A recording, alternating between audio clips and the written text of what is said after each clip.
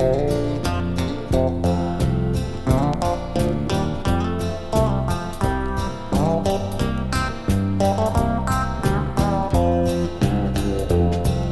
no place I haven't been, there's no town I haven't seen, through the windscreen of this big old truck of mine. Be it droughts or floods and rain, over mountains or the plain, this old truck and I are always there on time. I'm a highwayman, he's a highwayman, I'm a highwayman, he's a highwayman, rolling down the highways of this mighty southern land. There's no way I'll settle down, I must keep traveling around, for the cabin of this diesel's home sweet home. There's diesel in my veins, and I'm too old to change. Guess I'm just a motivated rolling stone.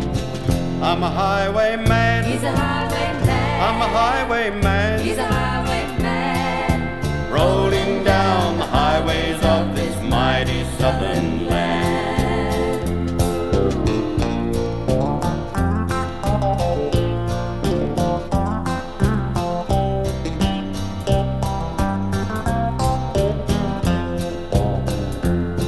Well, I'm known in every state, and I've hauled all kinds of freight, though I've had a few close calls from time to time on those rain-soaked mountain roads, but I've never lost a load. This old rig and I will make it every time. I'm a highwayman, he's a highwayman, I'm a highwayman, he's a highwayman, rolling down the highways of this mighty southern land.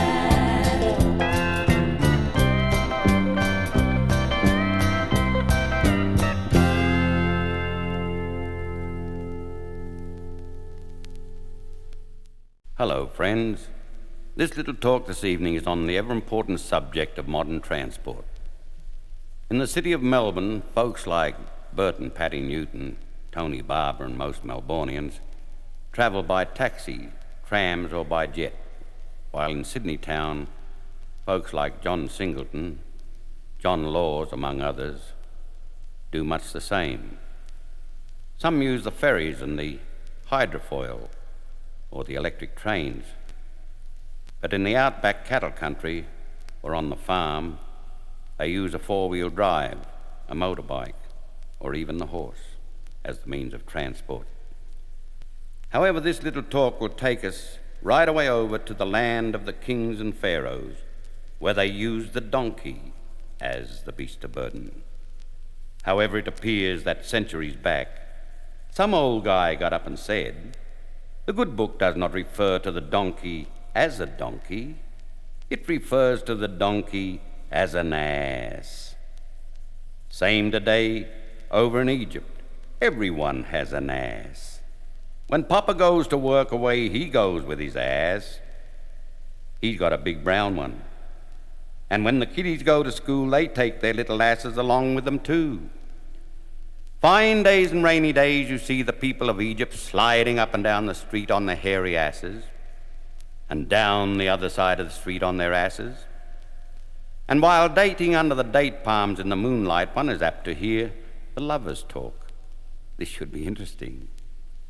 Said he, why, Salome, that's quite a cute little ass you've got there, giving it a friendly little pat. Said she, why, yes, John, that's a big, strong, masculine ass you've got yourself. And so it went on. I don't know what went on, but it must have been pretty good, eh? Now here, folks, arrives our hero. He is the friendly family butcher. He has just arrived in Egypt for the talks with some of those big oil sheiks. He wants to hop in for his chop. But they have left him no room to park his big ass. What will he do? Why, of course, he will tether his ass right next to the old wishing well. So everything was going along smoothly when suddenly a great fire broke loose in the huge meeting hall. So the butcher missed out on the good oil. People went rushing hither and thither, each claiming each other's ass. when a little girl about 19 turned round and said, "Hey, Daddy, look at this big handsome brute here. He's got a hold of my ass and he won't let it go." And Daddy turned round and said, "Hey, you go play with your own ass. That's my little daughter's ass and I ought to know." And so it went on. But what has become of our hero, the butcher? Why, there he is, perched up on a beer keg surrounded by flames. What will he do? Why, of course, he figures that with a strategic leap he may clear the blazing inferno and land right in the broad of his own ass. So without any fear of his own safety or future, our friendly family butcher leapt. But unfortunately, he misjudged the distance, and he crashed straight down the old wishing well, which only goes to prove, folks, that even nice guys like our friendly family butcher doesn't even know his own ass from a hole in the ground. That's all, folks. Thank you.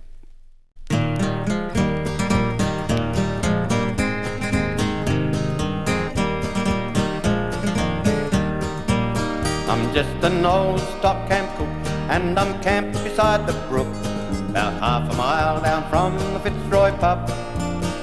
I just drifted in today, and I've drawn my 6 months' pay, gonna make up for the thirst out in the scrub. I've got no hang-ups, you see, I'm as happy as I can be, just me and my old cattle dog called Blue. He's been the best of mates I've had since I left my mum and dad. There's nothing in the camp he couldn't do. Good dog. For a while I had a wife, but that wasn't my kind of life. Those nagging hours I'd put up with every day. But you'd never hear a sound when my payday came around. It's funny how the money changed her ways. That's right.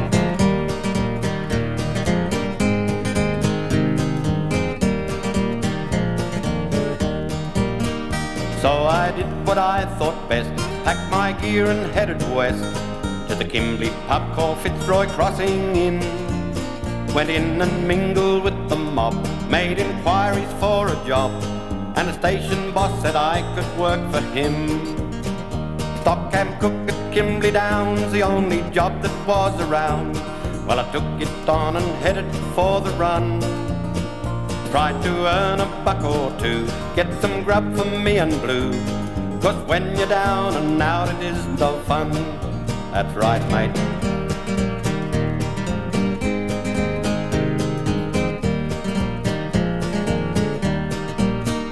Now the stock camp has closed down, the boys are all in Derby town, while on the grog they yarn about the run. They were the happiest bunch I've seen in all the mustering camps I've been, on the job from dawn till setting sun. Now my story here I'll end, and I'm telling you, my friend, when you hear wild cooeys in the scrub tonight, it's only me, the stock camp cook, camped beside the lonely brook, gonna hit it hard until the morning light.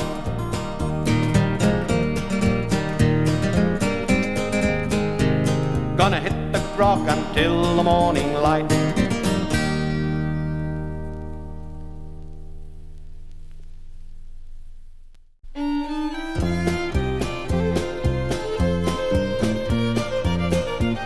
Now one day in my travels I chanced to meet someone. He owned a little farmlet where the horse teams used to run. He said he had a story that he thought that I should know, of his dad who drove a horse team in the days of long ago. He said Dad hauled to Armadale, chaff and spuds and corn. He used to camp away from home long before I was born. He had a box of records and wind-up gramophone. They used to keep him company while camping all alone.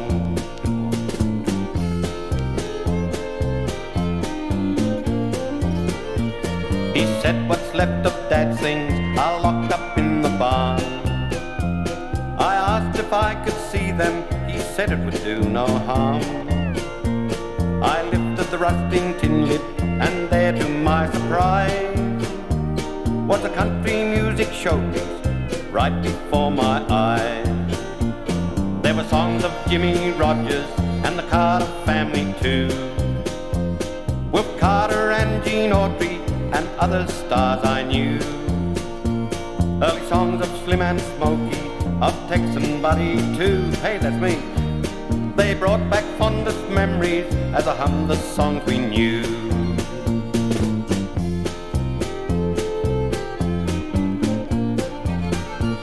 I drove out to the bush road where Harry used to run. I took my pen and guitar and I sat beneath the gum. I visualized a campfire with its embers burning low, where Harry drove his horse team in the days of long ago. But the days of Harry's horse team and the bullock drays have gone. They now use mighty diesel trucks to haul their produce on. But the bellbirds still keep ringing and the mountain breezes blow, where Harry drove his horse team in the days of long ago. Where Harry drove his horse team in the days of long ago.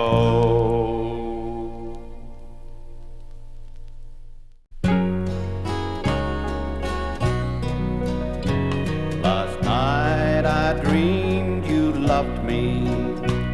After all those years apart, I dreamed I saw your lovely face. It warmed my saddened heart. You told me that you loved me. Then I apologized for all those times I didn't come home, and for all those times I lied.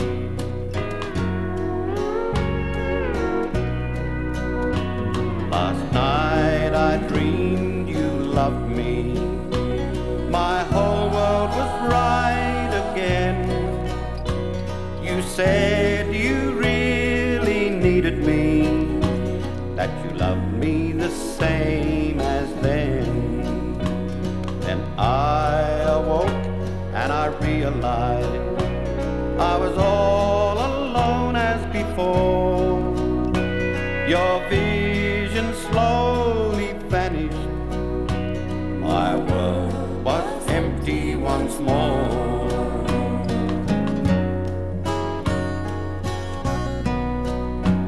But I suppose you're happy, and my dreams may never come true. Though you've gone from me, my darling, I'll always keep loving you. Last night I dreamed you loved me, as you did way back then. And darling, if I'm lucky, I'll be dreaming of you again. I'll be dreaming of you again.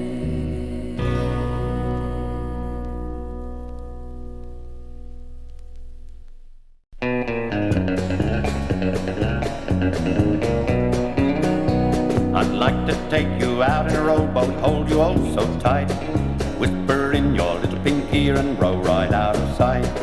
Don't you do that, please don't do that, don't do that to me. Don't you kiss me here in the moonlight, don't do that to me. You must know that I've got 4 kids that mean the world to me. So stop your snuggling, kissing and cuddling, and don't do that to me. Oh.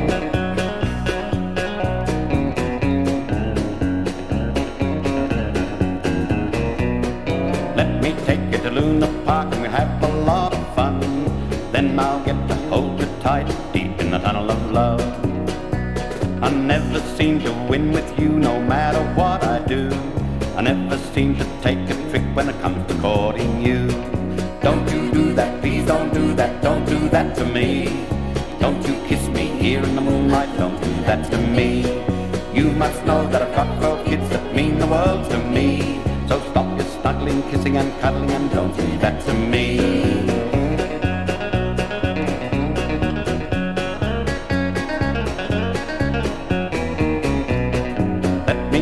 To Luna Park, we'll have a lot of fun. Then I'll get to hold you tight, deep in the tunnel of love.